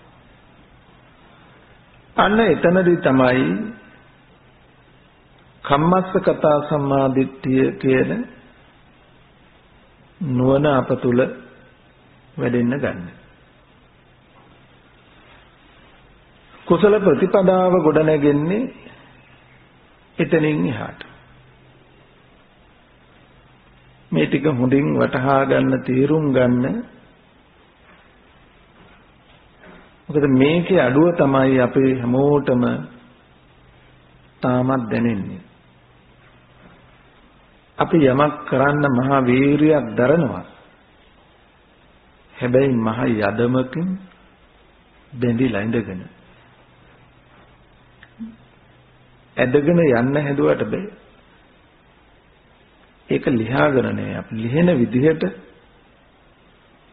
පටන් අරගෙන නෑ. අර සුරාසුර යුද්ධයේදී සක්‍රයා දෙවියන්ට උපදෙස් දෙනවා වේපචිත්ති අසුරයාව අහු වුණොත් හිස පස්වෙනි කොට ගෙල පස්වෙනි කොට බැඳලා කුදලලා මාළඟට අරන් එන්න. වේපචිත්ති අසුරයාත් අසුරයන්ට උපදෙස් දෙනවා යම් විදියකින් සක්‍රයාව අහු වුණොත් සුරේ පෙරදුනොත් සක්‍රයාගේ ගෙල පස්වෙනි කොට බැඳලා ඒ කියන්නේ කුදලලා මා ළඟට අරන් එන්න කියලා. එදා ඒ යුද්ධයෙන් අසුරයෝ පරදිනවා. වේපචිත්තේ අසුරයව බැඳලා කුදලගෙන සක්‍රය ළඟට අරගෙන. දැන් මේ බැඳුම මහ පුදුම බන්ධනයක්. අසුරයා හිතුවොත් දෙවියෝ සැහැසී නපුරුයි. අසුරයමයි දැහැමි නිවැරදි කියලා. ඒ හිතනකොටම ගැට තද වෙනවා. අසුරයා හිතුවොත් දෙවියෝමයි දැහැමි. දෙවියෝමයි නිවැරදි. අසුරයමයි වැරදි අදහැමි කියලා හිතනකොට ගැටේ ලියනවා. හිතන පිළිවෙලට ගැට තද වෙන ගැට ලිහෙන බන්ධනයක්. අපි ඔක්කොම බැඳිලා ඉන්නේ ඒ වගේ බන්ධනයක. හිතන විදිහට තමයි බැඳෙන්නේ ලිහෙන්නේ. යෝනිසෝ මනසිකාරය අයෝනිසෝ මනසිකාරය කියලා කියන්නේ ඒ බැඳෙන හා ලිහෙන චින්තන විදි දෙක. අයෝනිසෝ මනසිකාරයට බන්ධන ගැට ගැහෙනවා. සසරේ බැඳෙනවා තව. යෝනිසෝ මනසිකාරය කියලා යමක් අපි තේරුම් ගත්තොත් ඒකෙන් වෙන්න ඕන ලිහෙන එක. නිදහස් වෙන එක. ලිහෙන විදිහටද පෙළෙන විදිහටද හිතන්න කියන එක තීරණය වෙන්නේ මෙන්න මෙතනදී. එතකොට අපි දැන් බැඳෙන විදිහටයි මෙතෙක් කාලයක් භාවිතා වුනේ. සසරේ බැඳෙන විදිහට තමයි අපි සියලු ක්‍රියාකාරකම් කරලා තියෙන්නේ. දැන් අපි පටන් ගන්න ඕන ඒ බැඳුම ලිහෙන විදිහට හිතන්න. බැඳුම ලිහිල් වෙන විදිහට හිතන්න. අන්න එතෙන්ට තමයි සතෝච සම්පජානෝ සිහිය හා නුවණේ උවමනාව යෙදෙන්නේ. දැන් අර ඉස්සෙල්ලා ගත්ත නිදර්ශනයම අපි ගතහොත් දුක් වේදනාවක් දැනුණු තැන වේදනාව හටගත් ස්පර්ශයෙන් ඒ ස්පර්ශයේ කාය ස්පර්ශයක්ද මොන ස්පර්ශයක්ද කියලා ඒ ස්පර්ශයට හේතු ධර්මතාවයන් පිළිබඳව දන්න නුවණ යෙදුනේ නැහැ. වේදනාව හටගත් ස්පර්ශයෙන් කියන දැනුමවත් යෙදුනේ නැහැ. අපට වේදනාව දැනෙනකොටම වේදනාව හම්බ වුණේ කයේ තැනකේ. මේ වේදනාව තියෙන්නේ මෙන්න මෙතනයි කියලා ඇඟිල්ල දික් කරලා අල්ලලා බලන්න පුළුවන් තැනක් හම්බ වුණේ. ඒක ඇඳලා පෙන්වන්න පුළුවන් තැනකින් වේදනාව හම්බ වුණේ. දැන් බලන්න වේදනාව කය තමයි තියුවක් වෙලා. කයේම එකක් වෙලා. ඒක චෛතසික ධර්මයක්, හිතේ උපදින ධර්මයක් වෙලාම නැහැ. කයේම වෙලා. එතකොට මේ බඳු තැනක යෙදුණු ඒ ධර්මතාවය වෙනස් වෙන විදිහට සිහිය නුවණ භාවිතා කරන්න වෙනවා.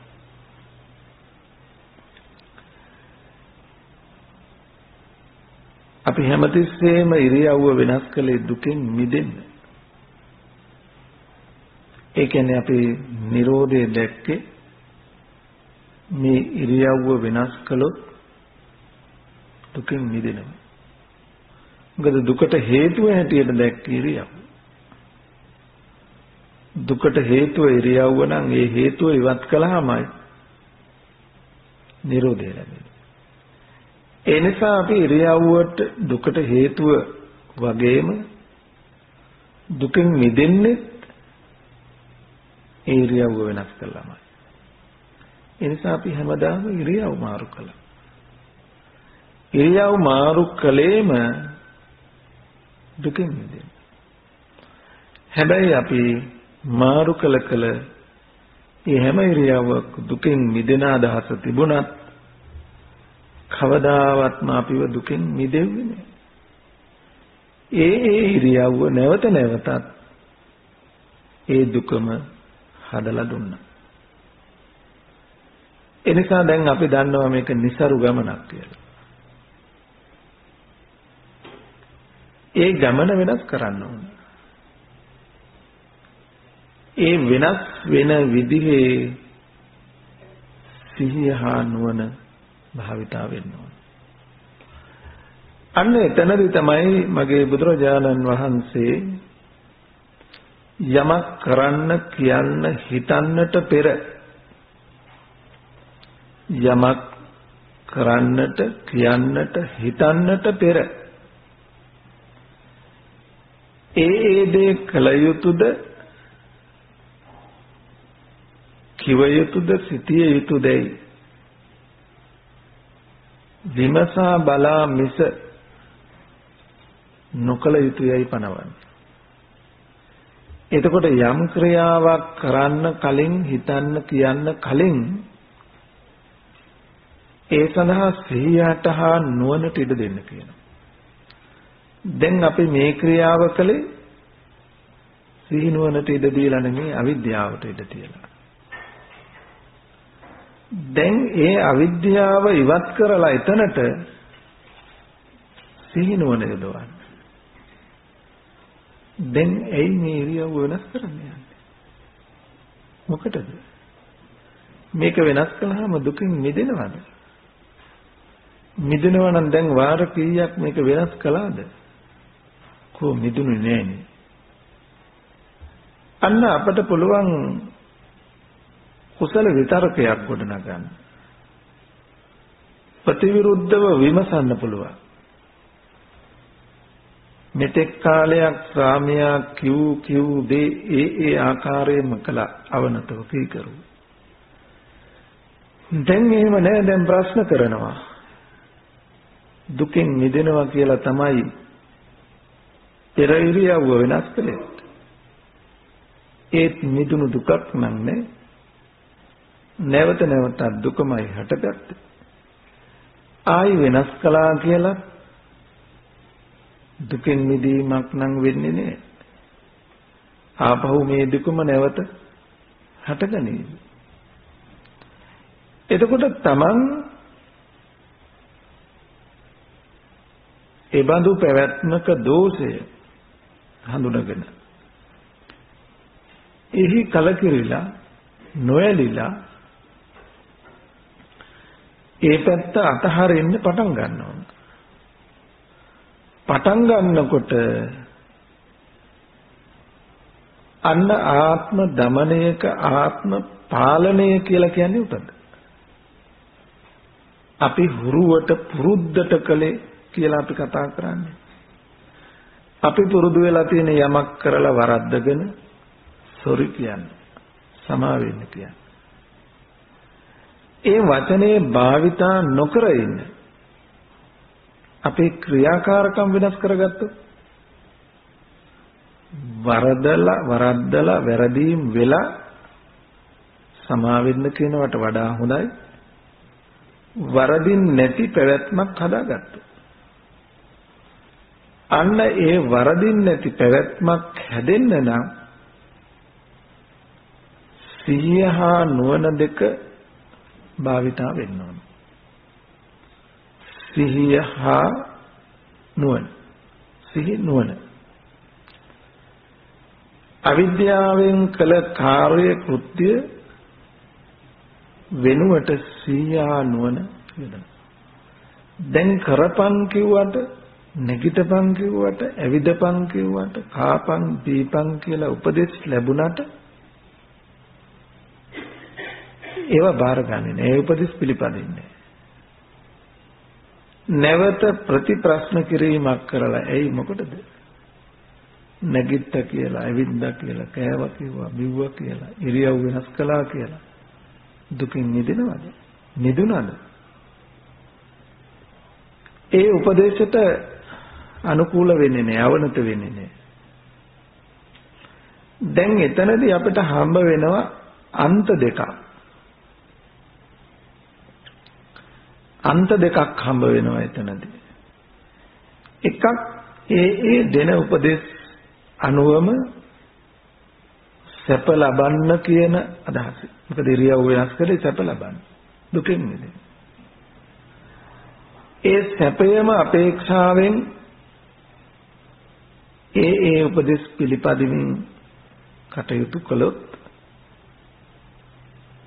අපට හම්බ වෙන්නේ කාමයේ අනුව යන පැවැත්ම. සැපයට කැමති ඒ කැමැත්ත අනුව තමයි මේ ජීවිතය මෙහෙවාගෙන යන්නේ. කැමති දේ ඉටු නොවීම, කැමති ආකාරයෙන් නොපැවැත්ම මත නැවත නැවත දුක්ඛ දෝමනස්යන්ගේ හට ගැනීම අත් වෙනවා. ඒක පැත්ත. දැන් අපි නෑ උපදේශ පිළිපදින්නේ. මං නැගිටින්නේ. මං ඇවිදින්නේ. මං කන්නේ නෑ. බොන්නේ නෑ කියලා අවිද්‍යාවට එරෙහිව මම අවිද්‍යාවෙන් දෙන උපදේශ පිළිපදින්නේ කියලා දැඩි වුණොත් අපි වැටෙන්නේ අත්කිලමතාන යෝගයට. හිතියටත් වඩා නරක තැනක් වෙනවා. අපි ඔය අන්ත දෙකටම නොයැටෙන මැදින් යන වැඩපිළිවෙලක් තමයි භාවිතයට ගත යුත්තේ. දැන් අපට ඉරියව්ව වෙනස් නොකොට ඉන්න පුළුවන් කාලපරාසයක් තියෙනවා. මම අදිස්ථාන කරගෙන නම් වාඩි වුණේ මේ පැය මේ ඉරියව්වේ නොවෙනස්ව පවතිනවා කියලා නම් ඒ පැයක කාලය ගත කළ අදිස්ථාන කාලය මොන වේදනාවක් එක්කමක් තිබුණත් ඒක ඉවසගෙන ඒ කාලය ගත කරන එක කාමසුකල්ලිකාන යෝගේවත් අත්කලමතාන යෝගේවත් නෙමෙයි. එතකොට මම අදිස්ථාන කළ කාලය ඒක වෙනස් කරන්නේ මොන දුකක් ආවත් ඒ දුක දරා ගන්න විස ගන්න. නිකලස් කෙලිපු නොවි. ඒ වචනේ වැඩගත් තැනට. එතකොට දැන් අපිට අන්නේ මධ්‍යස්ථ තැන හඳුනා ගන්න වෙන්නේ මෙන්න මේ අන්ත දෙකට නොඇති මේ පූර්ව භාග වැඩපිළිවෙල සකසා ගන්න. ඒ අනුව අපි යමක් කරන්න කියන්න හිතන්න කලින් දැන් ක්‍රියාවට අන ඇවිල්ලා හැබැයි කරන්නේ නැහැ. ඒ ආපු උපදේශයේ පිළිබඳව නැවත විමසා බැලීමක් කළා. කල යුතුයද? නෑ, කල යුතු නෑ. කරන්නම ඕන නම් ඒක කොහොමද කරන්නේ? ඒකට නව අර්ථයක් හදා ගන්න ඕන. නව අර්ථයක් හදාගෙන ඒ අර්ථය දිහා බලලයි මේ ක්‍රියාව කරන්නේ. එතනදී තමයි අපිට යම් කිසි ක්‍රියාවක් අත්තානුවාද භය තමාට තමා තුළින් අපවාද ගෙන එන ක්‍රියාකාරකම් බවට පත් නොවිය යුතුය. අනුන්ගෙන් අපවාදයට නැගෙන ක්‍රියාකාරකම්ද නොවිය යුතුය. නීතිය ඉදිරියේ දණ්ඩනයට ලක්වන ක්‍රියාකාරකම්ද නොවිය යුතුය. කර්මයේ ඉදිරියේ විපාක වශයෙන් අත්විඳින්නට වෙන ක්‍රියාකාරකම්ද නොවිය යුතුය. එහෙනම් ඒ ක්‍රියාව අනුන්ටත් තමන්ට දෙපාර්ශ්වයටම අර්ථය සැලසෙනවා නම් ඒ ක්‍රියාව මට කරන්න පුළුවන්. එතකොට දැන් මට කරන්න කියපු පමණකින් මං කරන්නේ මම ඒ ක්‍රියාව කළ යුතු නැත්තම් නොකරම අතහැරෙනවා. දැන් අපි පැයක භාවනාවට වාඩි වුණාම නොයෙක් යෝජනා එනවා. නෑ ඒව කරන්නේ. ඒවා එක හෙලා බැහැර කරනවා. ඉන් පරිබාහිරව කටයුතු කරන වෙලාවේදී කරන්න කියන උපදේශය කරන්නේ නෑ. කරන්න කලින් නොකල යුතුයද? කල යුතුයද? නොකල යුතුයද? ඒක නොකල යුක්තක්මයි. කල යුතු නම් ඒක කරන්න ඕන මෙහෙන් ලෙන උපදේශ දිහා බලලා නෙමෙයි. ඒක කොහොමද දැන් අනුන්ට අර්ථයේ හිතසුව පිණිස මේක කරන්නේ? අනුන්ට හිතසුව පිණිස උනාට ඒ ක්‍රියාව මට අහිත පිණිස නම් නොකල යුක්තක් ඒක. මට හිතසුව පිණිස පවතිනවා අනුන්ට අහිත පිණිසයි. ඒද නොකල යුක්තක්මයි. මටත් අනුන්ට දෙපැත්තටම අහිත පිණිසයි. ඒ ක්‍රියාව නොකල යුක්තක්මයි. එහෙනම් කල යුක්තක් වෙන්නේ මටත් අනුන්ට දෙපැත්තටම හිතසුව පිණිස පවතිනවා. උභයාර්ථය දෙපැත්තකටම අර්ථය සිද්ධ වෙනවද කියලා බලලා. දැන් ওই දෙපැත්තටම අර්ථය වෙනවද කියලා බලන්න අවිද්‍යාවෙන් බෑ. ඒකට උන සිහිය හානුවන. මේ කරන ක්‍රියාව අනුන්ට හිත කර වෙන්නේ කොහොමද? මට හිත කර වෙන්නේ කොහොමද? කියලා බලලා ඒ දෙපැත්තටම හිත කර වෙන විදිහට දැන් කල යුක්ත කරනවා. දැන් බලන්න ඉහතකී ක්‍රියාකාරකමයි මේ ක්‍රියාකාරකමේ වෙනස.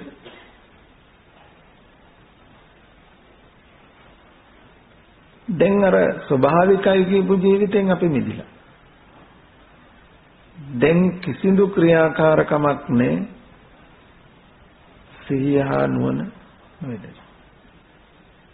හැබැයි ඉතින් ඒක ලේසිනේ පහසුනේ. එතකොට ඔබට දැනෙනවා නම් මේ ක්‍රියාව හරි අපහසුයි කියලා. මේ රළු ක්‍රියාකාරකම් ටික මෙහෙව ගන්න අමාරුයි කියලා හිතෙන මානසික ස්වභාවයක් නම් තියෙන්නේ. අර ලෝකයෙන් ඈතර වෙන තැනක තියෙන සතිපට්ඨානය ලෝකයේ අතහරින සිහි නුවණ කියන එක මිට වඩා අමාරුයි. මේක මේ රළු තැන පිහිටන්න බැරි කෙනෙකුට ඒ බඳු තැනක පිහිටනවා කියන එක ඒ බඳු තැනක සිහි නුවණ පවත්වනවා කියන එක ලේසි නෑ. දැන් අපි මෙතන මේ සුදුසුකම මේ වෙනස හදාගත්තේ නැතිකම නිසායි සතිපට්ඨානයේ පිළිබඳව කියවුණු ආනිසංස ටික අපේ ජීවිතයට තාමත් නොලැබුණා නම් නොලැබුණා. ඒ ආනිසංස ටික මේ ජීවිතේම ලබන්න නම් මෙන්න මේ වෙනස මේ ජීවිතය තුල කළ යුතු වෙනවා. අපි මේව නොඅසපුවා නෙමෙයි වෙන වෙන වචන වලින් මේක අහලා තියෙන්නේ. වෙන වෙන ක්‍රම වලින් పూర్ව භාග ප්‍රතිපදාව පිළිබඳ. එතකොට දැන් ක්‍රියාකාරකම් වලට මෙතෙක් අවිද්‍යාව මූලික වෙච්ච තැන දැන් කිසියම් ක්‍රියාවක් කරන්නේ සීහා නුවණ භාවිතාවෙන් නම් අන්න අපි ඉන්න තැන අතහැරියා. වෙනත් අතකට යන්න ඕන කරන වමනාව කැමැත්ත පැත්තෙවුවා. උතන අතහරින්න නැතුව උතන වෙනස පටන් ගන්න නැතුව ජරා මරණ ශෝක පරිදේව දුක්ඛ දෝමනස්ස උපායාසාපි නිරුද්ධಂತಿ කියන දුක නොහට ගන්න අනුත්පාදේ නිරෝධේ ඒ පැත්ත වජනය කරන්න බෑ. මෙහි අත්තරින්න නැතුව. දැන් ඔන්න ඔය අත්හරින වැඩ පිළිවෙල තමයි මේ බුදුරජාණන් වහන්සේ අපට මෙතර ඉවුරට එන්න. ඊතර වෙන්න ඕන තැනට එන්න මේ පනවන්නේ.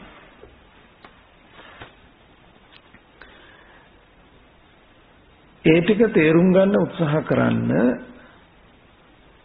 කොහොමද දැන් මම මගේ ජීවිතය පැය 24 පුරාවට නෙමෙයි දවසකට පැය භාගයක් වෙන් කරගෙන මේ පැය භාගය තුල අවිද්‍යාව දෙන උපදෙස් නොපිළිපදිමින් යමක් කරනවා නම් කියනවා නම් හිතනවා නම් සිහිය හා නුවණ භාවිතා කරලා තමාගේද අනුන්ගේද අර්ථයේ සිද්ධ වෙන විදිහට මේ ක්‍රියාව කරන්නේ කොහොමද කියලා බැලුවොත් ඒක මෙලවටත් පරලොවටත් උභයාර්ථයේ සාධනය කරන ක්‍රියාවක්ම වෙලා ඇති. එය ලෝකේ කාගෙන්වත් ගැරහුමට ලක් වෙන ක්‍රියාවක් වෙන එකක් නෑ. නුවණැත්තන්ගේ පැසසුමට ලක් වෙන ක්‍රියාවක්ම වේවි. තමනට හිතකර වූ ක්‍රියාවක්ම වෙලා ඇති. හැබැයි දවසකට පැය කාලක් භාගයක් වෙන් කරගෙන අවිද්‍යාව දෙන උපදේශ මත කෙරෙන ස්වල්ප වූ කාය චලනයක් හෝ නොකොට යමක් කළ යුතු නම් එයි කරන්නේ. මොකටද කරන්නේ? කරුණ විමසා බලා සිහියට හා නුවණට ඉඩ තබලා කරනවා නම් කළ යුත්තේ මෙන්න මේ අර්ථයේ සැලසෙන ආකාරයෙන් කියන විමසීම කරමින් කළ යුතු යම් ක්‍රියාවක් වේ නම් ඒ බඳු ක්‍රියාවකට පමණ සිත කය වචනය මෙහෙवला එසේ නොවන ක්‍රියාකාරකම් වලට යන්න නොදී පාලනය කරගන්න පුළුවන් වෙච්ච තැන තමයි අපි ආත්ම දමනය ආත්ම පාලනය කියලා කියන්නේ. හික්මවාගත්ත ජීවිතයක් එතකොට. හික්ම වුණා කියලා කියන්නේ අවනතයි. කාටද අවනත? මෙතෙක් කාලයක් අවිද්‍යාවටයි අවනත වෙලා හිටියේ. දැන් සිහිය හා නුවණට අවනතයි. සිහියා නුවණ තෝරා බේරා දෙනකම් ක්‍රියාවට යන්නේ නෑ. එතකොට මෙන්න මේ කාරණාව නැවත නැවත කිව යුතුනේ. ඒ සඳහා නිදර්ශන එකතු කරගෙන එයි මම වචනයක් පිට කළේ මේ බඳු කතා බහක යෙදුනේ ඇයි කියලා බැලුවොත් එතනක් තිබිලා ඇති ඔය අවිද්‍යාවේ මූලිකත්වය. ඔබ යමක් හිතනවා නම් ඒ හිතන තැන අවිද්‍යාව පසුපසින් ඇති. ඒ අවිද්‍යාව මෙහෙවන ක්‍රියාකාරකම් හඳුනාගෙන ඉන් අත්මිදී සිහි නුවණ භාවිතාවෙන් කෙරෙන ක්‍රියාකාරකම් මත ගොඩනැගෙන කාය වචී මනෝ සමාචාරයන්ගෙන් යුක්ත ජීවිතයක අපේක්ෂාවයි පළමුවෙන්ම කියවෙන්නේ. මෙන්න මේ සුදුසුකම හදාගත්ත සපේගත්ත කෙනෙකුට සුදුසු ඊටහාට දෙයක් කරන්න. දැන් රළු වූ කාය වාක් මනෝ ක්‍රියාකාරකම් තුල මෙහෙවන්න සිත දමණය වෙලා පාලනය වෙලා ඒ සිතේ මෙහෙව මත කෙරෙන ක්‍රියාකාරකම් බවට කාය වාක් මනෝ ක්‍රියාකාරකම් මෘදු වෙලා මෘදු බව සුවච බව කීකරු බව කරණීයමෙත් සූත්‍රයෙන් කියවෙන ගුණාංග ටිකයි ඒ තුල වැඩෙන්නේ. ඒ ගුණාංග ටික නොවඩා අසම්පූර්ණව අපට හදිස්සිය තිබුණට ඕනකම තිබුණට අර ප්‍රතිඵල ටික සතිපට්ඨානයෙන් ලබන්න බෑ, ලැබුණේ නෑ. ඒ නිසා මේ ආනිසංස ටික ලබන්න මේ ජීවිතේදීම ඊට අදාළ ඉද බික්ඛවේ බික්ඛු මේ ශාසනයේ මහාන කියන තැනට මම යා යුතු වෙනවා. යන්න නම් මෙන්න මේ වැඩපිළිවෙල ජීවිතයට එකතු වෙලා තියෙනවා. අපි ඒ ගැන ඊට වඩා යමක් මේ වෙලාවේ කතා කරන්නේ ඒ ගැන තම තමන්ගේ කතා බහ සාකච්ඡාවන් තුළ තව දුරටත් ඒ අදහස විසඳ ගන්න විමස ගන්න අපි ඉඩකඩ තියෙනවා. එතකොට ඒ බඳු ක්‍රියාකාරී ජීවිතයක් ගොඩනගා ගත්ත කෙනෙක්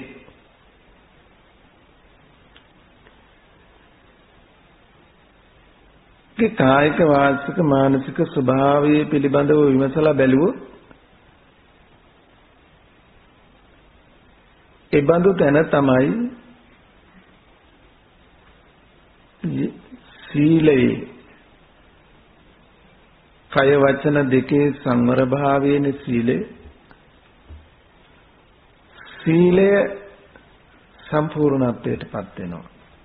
කාය වාක් ක්‍රියාකාරකම් දෙන්නේ අප්‍රසන්නං වා පසාදාය පසන්නං වා බියෝ භාවාය. අප්‍රසන්න වූවන්ගේ ප්‍රසාදයේ පිණිසද ප්‍රසන්න වූවන්ගේ වැඩි ප්‍රසාදයේ පිණිසද හේතු වෙන ක්‍රියාකාරකම්. එතකොට මේ බඳු ක්‍රියාකාරකම් වල යෙදෙන මනසද ඒහා සමග සංසිඳීමටපත්. දැන් අවශ්‍ය කරන මූලික සුදුසුකම, ඒ කියන්නේ මෙතර ඉවුරට පැමිණි බව කියවෙනවා. මේ තුල චරණ ධර්ම යම් තැනකට යා යුතුද, එතනට ගිහිල්ලා රැඳිය යුතුද, ඒ යන්නත් යම් තැනක රැඳෙන්නත් ඕන කරන්නේ තටු. gediya ළඟට යන්නත් gediya ළඟ පිහිටා සිටින්නත් ඕන කරන්නේ තටු. චරණ ධර්ම. දැන් අවශ්‍ය තැනට එන්න පුළුවන් වෙලා තියෙනවා. දැන් ආපු තැන පිහිටලා ඉන්න ඕන. එතනින් එහාට පූර්ණ වැඩපිළිවෙල එහා බැඳෙනවා සතිපට්ඨාන සූත්‍රය හරහා. මේ අදහසමයි තවදුරටත් තහවුරු කරන්නේ සතින් උපට්ඨපෙත්වා කියන තැන. සිහිය පිහිටවා ගන්නවා කියන තැන. ආතාපි කෙලස් තවන වීරිය. කෙලස් තවන වීරිය. දැන් කෙලස් තවන වීරිය ආතාපි පළමු කොට එතන කියවෙන්නේ ආතාපි. 2 සම්පජානෝ. 3 සතිමත්. වීරියෙන් ඉන්න ඕන. මොන වීරියකින්ද? කෙලෙස් තවන වීරිය. දැන් කෙලෙස් තවන වීරිය කියන්නේ මොකක්ද? කෙලෙස් තවන වීරිය කොහොමද යෙදෙන්නේ? දැන් අපේ සිහිය ඇවිදින පියාඹන ස්වභාවයෙන් යුක්තයි. නොඑක් දේවල් සිහි කරලා දෙනවා. නොඑක් දේවල් අරමුණු කරගන්නවා. ඒ සිහි කරලා දෙන ඒ අරමුණු වශයෙන් ගන්න හැම තැනකම හිත කෙලෙසෙනවා. කෙලතු වෙනවා. දැන් නානාවිද අරමුණු අතීත අනාගත වර්තමාන වශයෙන් සිහි කරන්න ඉඩ තිබුණොත් සිතේ කෙලෙසීම නවත්තන්න බෑ. එතකොට කෙලෙස් නොහට ගන්න නූපන්න අකුසල් නූපදින්න. උපන්න අකුසලයේ ගෙවන්න.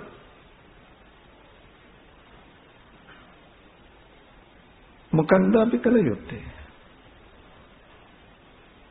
දැන් අපි සතින් උපට්ඨපෙත්වා සිහිය පිහිටුවා ගත්ත කියන තැනින්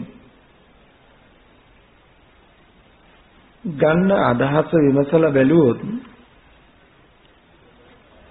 මෙතෙක් කලක් සිහිය ඇවිදිනින් විවිධ අරමුණු සොයමින් සිත කෙලෙස් වපිලුතු කළා. දැන් ඒ ඇවිදින හිතට ඇවිදින්න නොදී පියාඹන හිතට පියාඹන්න නොදී එක තැනක තැබුවා කියලා කියන්නෙම කෙලෙස් වලට කෙලෙසින්න තියෙන ඉඩට වැටෙන්නා. එතකොට ඔය වෙත කඩාගෙන යන්න නොදී සති නිමිත්තෙහිම සිහිය පවත්වන්න වීරිය කරනවා කියන තැනින් නූපන් කෙලෙස් නූපදවන්නට උපන් ක්ලේශ ධර්මයන් ප්‍රහාණය කරන්නට නූපන් කුසලයේ උපද්දවන්න උපන් කුසලයේ වඩවන්නට දායක වෙලා තියෙනවා. එහෙමනම් දැන් අපිට අර සතෝච සම්පජානෝ කියන තැනින් අදහස් කරගත්ත අර්ථයේ තවදුරටත් සැහැල්ලු වෙලා තව පැත්තකින් ගැඹුරු වෙලා දියුණු වෙලා අපිට දැන් ඇවිල්ලා තියෙනවා කය වචනය ක්‍රියාවට යන්න නොදීම කිසියම් ආකාරයක රැඳවුමක් පවත්වන අවස්ථාවක්.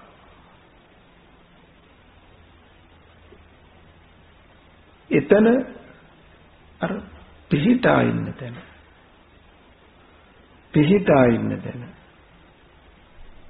පිහිටලා ඉන්න පුළුවන් හැකියාව හදාගන්න. මෙතෙක් කල් තුනේ පාවෙන ඇවිදින ගතිය. දැන් පිහිටන ගතිය. නැවැත්මක් හදාගන්න. එතනට ඇවිල්ලා එතන නැවතිලා ඉඳගෙනයි gediya ළඟට ඇවිල්ලා gediya ළඟ ඉඳගෙනයි කුරුල්ලා gediya සිදු කරා. gediya ළඟට ඇවිල්ලා gediya ළඟ රැඳෙන්න තටු නොතිබුණොත් හොටෙන් කල යුත්තේ කරන්න බෑ. දැන් මෙතනදී සතින් උපට්ඨපෙත්වා කියනකොට